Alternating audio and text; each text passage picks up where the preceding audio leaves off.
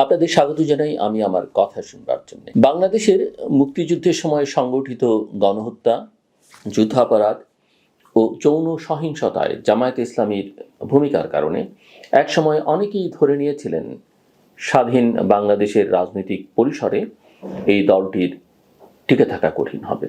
ইতিহাসের নৈতিক বিচারে তারা প্রান্তিক হবে, সময়ের সঙ্গে সঙ্গে গুরুত্ব হারাবে।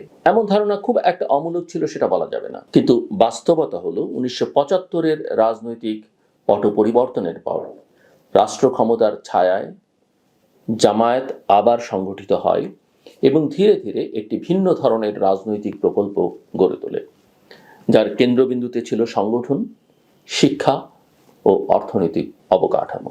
জামায়াত ইসলামীর এই পুনর্গঠনের সবচেয়ে কার্যকর হাতিয়ার ছিল ছাত্র রাজনীতি।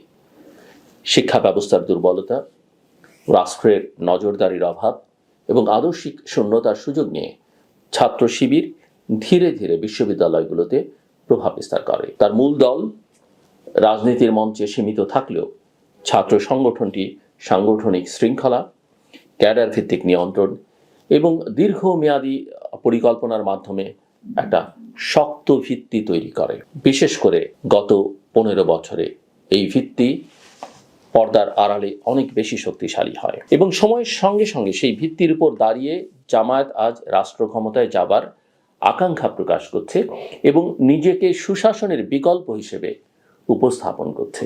এই দাবির মূল যুক্তি হলো তারা দুর্নীতিতে জড়ায় না, চাঁদাবাজি করে না। কিন্তু প্রশ্নটা এখানে আর্থিক লেনদেনের সীমা পেরিয়ে যায়।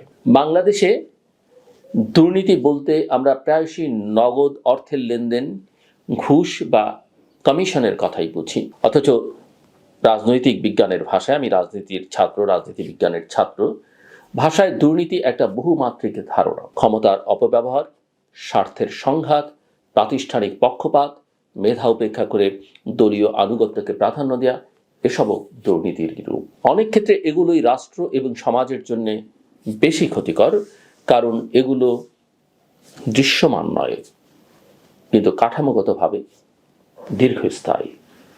এগুলো অত্যন্ত সুদূর প্রসারী প্রভাব ফেলে। এই জায়গাতেই জামায়াত শিবিরের রাজনীতির একটা মৌলিক সমস্যা স্পষ্ট হয়। তারা রাজনৈতিক দল হয়েও একটা সুসংগঠিত ব্যবসায়িক কাঠামো গড়ে তুলেছে।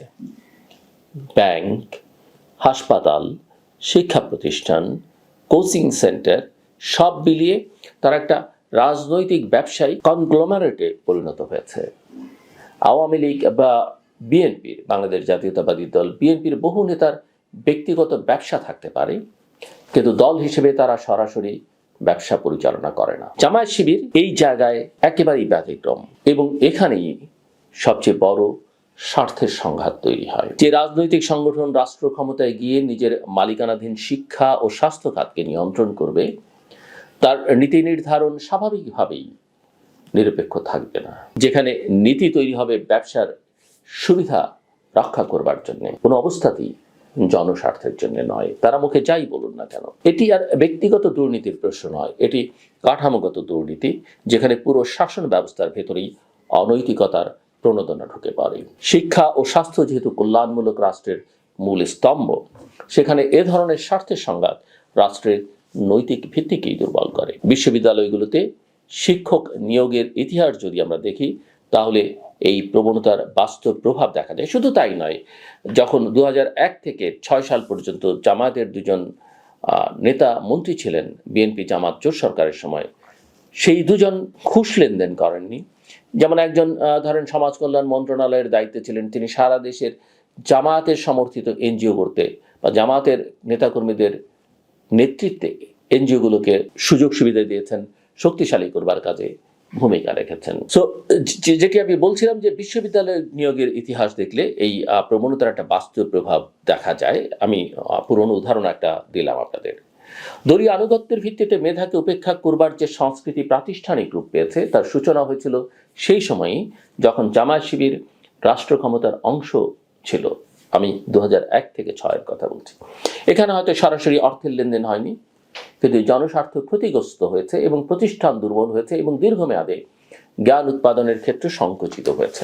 একটা কথা চালু আছে, দেশের একটি পাবলিক ইউনিভার্সিটিতে একই সময়ে কিছু শিক্ষক নেওয়া হবে, সম্ভবত 6 থেকে 8 জন শিক্ষক, এবং একই সঙ্গে 400 কর্মচারী, দ্বিতীয় শ্রেণীর প্রথম শ্রেণীর কর্মচারী নিয়োগ হবে। ক্ষমতায় বিএনপি এবং জামাত, ভাগ করবার প্রশ্ন আসলে কে কতটা, কার কতখানি প্রভাব থাকবে। বিএনপি নজর দিল 400-র দিকে, সংখ্যায় বেশি, আর জামাত বেছে নিল শিক্ষকদের, অর্থাৎ ওই 6 থেকে 8। অন্য দলগুলির সঙ্গে জামাতের পার্থক্যটা এখানেই। রাজনৈতিক নৈতিকতার বিচারে এটা অবশ্যই দুর্নীতি, জামাত যেটা করেছে এবং করছে।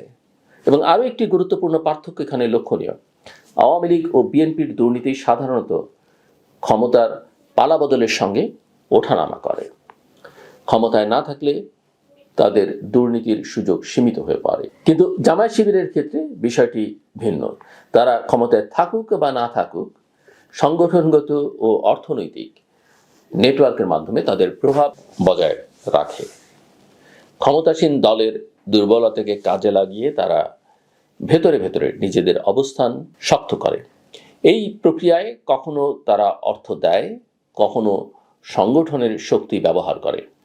অর্থ তারা নেয় না বলেই কি এই প্রক্রিয়া দুর্নীতিমুক্ত হয়ে যায়? বরং এতে তারা দুর্নীতির সক্রিয় অংশীদার হয়ে ওঠে। আরও উদ্বেগজনক বিষয় হচ্ছে, জামায়াত শিবিরের দুর্নীতি অত্যন্ত সংকীর্ণ গোষ্ঠীকেন্দ্রিক। আওয়ামী লীগ ও বিএনপির ভেতরে নানা স্তরে প্রতিযোগিতা, অন্তর্দ্বন্দ্ব ও স্বার্থের সংঘাত থাকে, যা কখনো কখনো অনিয়মকে নিয়ন্ত্রণেও রাখে। কিন্তু জামায়াত শিবিরের সংগঠনগত কাঠামোতে ভিন্ন মত বা প্রতিযোগিতার জায়গা খুব একটা নেই। আছে কঠোর শৃঙ্খলা ও আদর্শিক ঐক্য। ফলে সুযোগ পেলে ক্ষমতার অপব্যবহার আরও নিরঙ্কুশ হওয়ার ঝুঁকি থাকে। অনেকে মনে করেন জামায়াত শিবির সরাসরি চাঁদাবাজি করে না, কিন্তু ইতিহাস বলছে সময় ও প্রেক্ষাপট অনুযায়ী তারাও সেই পথ নিয়েছে।